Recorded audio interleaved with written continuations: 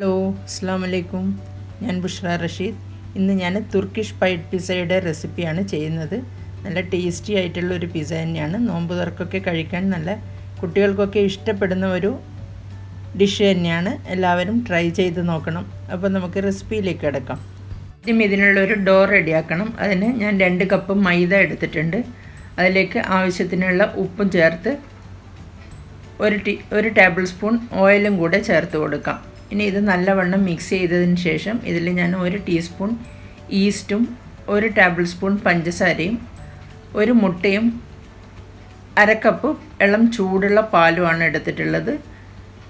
ഞാനിത് instant east എടുക്കുന്നത് കാരണമാണ് ഡയറക്റ്റ് ചേർക്കുന്നത്. അല്ലെങ്കിൽ പാലും പഞ്ചസാരയും ഈസ്റ്റും കൂടെ ഒന്ന് ആക്റ്റീവ് ആകാൻ വേണ്ടി വെക്കണം. ഒരു 5 മിനിറ്റ് വെച്ചാൽ മതി.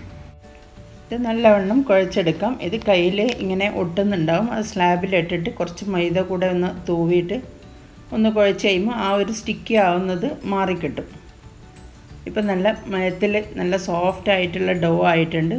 ഇതിനി ഒരു 1-1.5 മണിക്കൂർ റെസ്റ്റ് ചെയ്യാൻ വേണ്ടി വെക്കാം. ഞാനിവിടെ 1/2 കപ്പ് വെള്ളം എടുത്തു വെച്ചെങ്കിലും ഇതിൽ നിന്നൊരു 2 ടേബിൾ സ്പൂൺ വെള്ളം മാത്രമേ ഇതിന് യൂസ് ചെയ്തിട്ടുള്ളൂ. പിന്നെ മുട്ടയും ഓയിലും പാലും മാത്രമാണ് ഇത് കുഴക്കാൻ വേണ്ടിയിട്ട് എടുത്തത്. റെസ്റ്റ് ചെയ്യാൻ വെച്ചതിന് ശേഷം നമുക്കിതിനുള്ളൊരു ഫില്ലിങ് റെഡിയാക്കാം. ഒരു ചോപ്പർ എടുത്തിട്ട് അതിലൊരു 10-12 ചുള വെളുത്തുള്ളി ഇട്ടിട്ടുണ്ട്. ഒരു പകുതി സവാള 4ആയി അരിഞ്ഞിട്ട് ചേർത്തതാണ്. ഒരു തക്കാളിയും കൂടെ ചേർത്തിട്ടുണ്ട്. ഇനി ഇതിൽ ഒരു ടീസ്പൂൺ മുളക് പൊടി, 1/2 ടീസ്പൂൺ കുരുമുളക് പൊടി ഇതെല്ലാം ഇട്ട് ഇതൊന്ന് ഗ്രൈൻഡ് ചെയ്തെടുക്കാം. ഇത് ഒന്ന് ഗ്രൈൻഡ് ആയിട്ടുണ്ട്. ഇനി ഇതിലേക്കൊരു 300 ഗ്രാം ബോൺലെസ് ചിക്കൻ്റെ പീസ് ചേർത്ത് ഒന്ന് മിൻസ് ചെയ്തെടുക്കാം.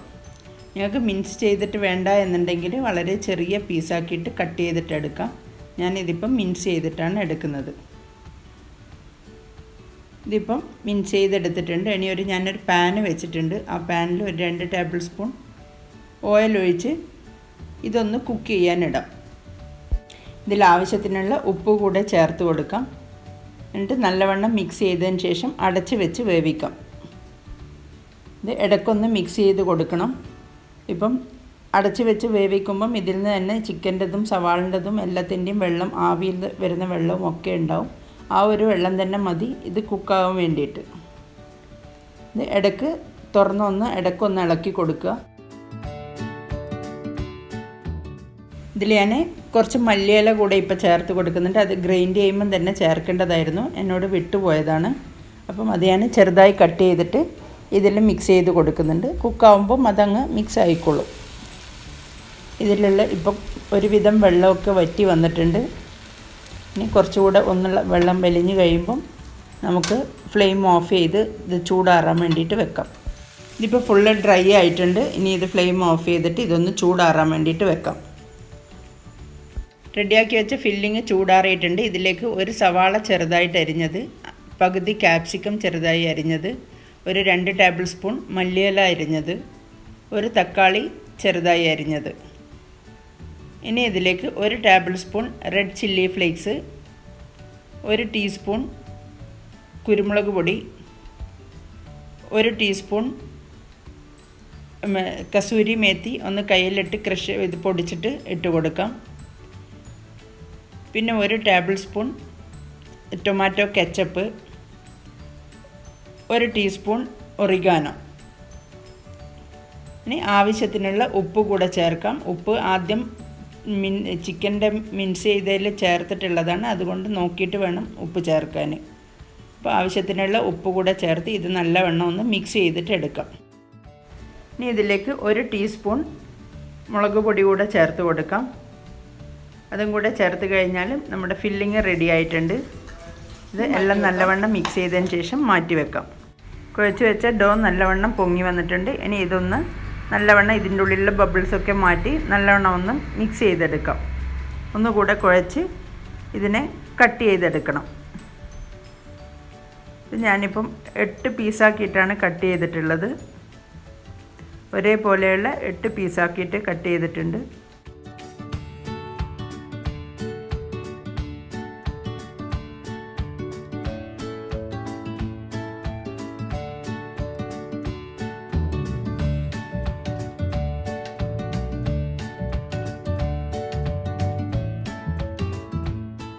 ഈ ഒരു വലുപ്പത്തിലാണ് പരത്തിയെടുക്കേണ്ടത്.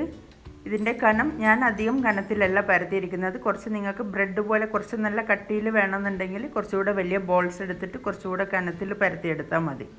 ഇനി ഇതുപോലെ ഇതിൽ ഫുള്ള് ഫില്ലിങ് വെച്ച് കൊടുക്കുക. എന്നിട്ട് ഒരു ഭാഗത്തെ 2 അറ്റവും കൂടെ ഒട്ടിച്ചിട്ട് പിന്നെ സൈഡ് ഇതുപോലെ കവർ ചെയ്തെടുത്ത് കഴിഞ്ഞാൽ ഈ ഒരു കറക്റ്റ് ഷേപ്പിൽ കിട്ടും.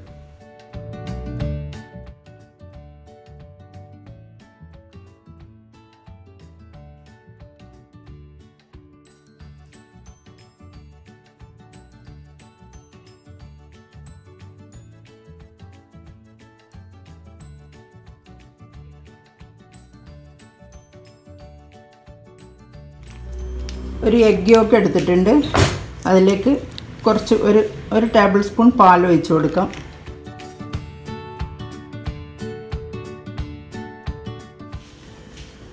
ഈ മുട്ട ഒന്ന് ഇതിൻ്റെ സൈഡിലെല്ലാം ബ്രഷ് ചെയ്ത് കൊടുക്കാം.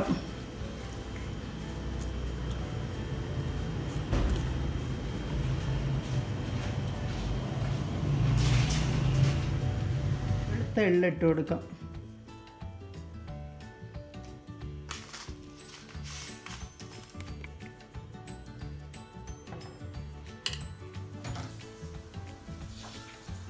ഇനി ഇതിൻ്റെ മേലെ കുറച്ച് ചീസ് കൂടെ ഇട്ട് കൊടുക്കുന്നുണ്ട്. ചീസ് ഇടണമെന്ന് നിർബന്ധമില്ല, ഓരോരുത്തരുടെ ഇഷ്ടത്തിനനുസരിച്ചിട്ട് ഇട്ട് കൊടുക്കാം.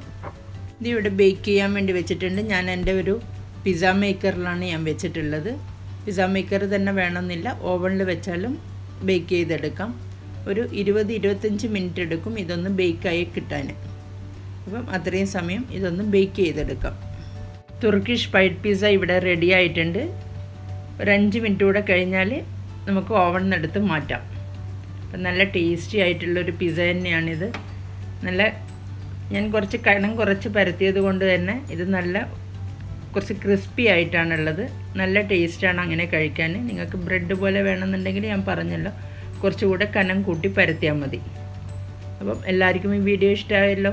ഇഷ്ടമായെങ്കിൽ ലൈക്ക് ചെയ്യാനും ഷെയർ ചെയ്യാനും ഇതൊന്ന് ട്രൈ ചെയ്ത് നോക്കിയിട്ട് കമൻറ്റ് ചെയ്യാനും മറക്കരുത്. എൻ്റെ ചാനൽ സബ്സ്ക്രൈബ് ചെയ്യാത്തവർ സബ്സ്ക്രൈബ് ചെയ്യാനും മറക്കരുതേ. ഇനി അടുത്ത വീഡിയോയിൽ കാണാം. Thank you.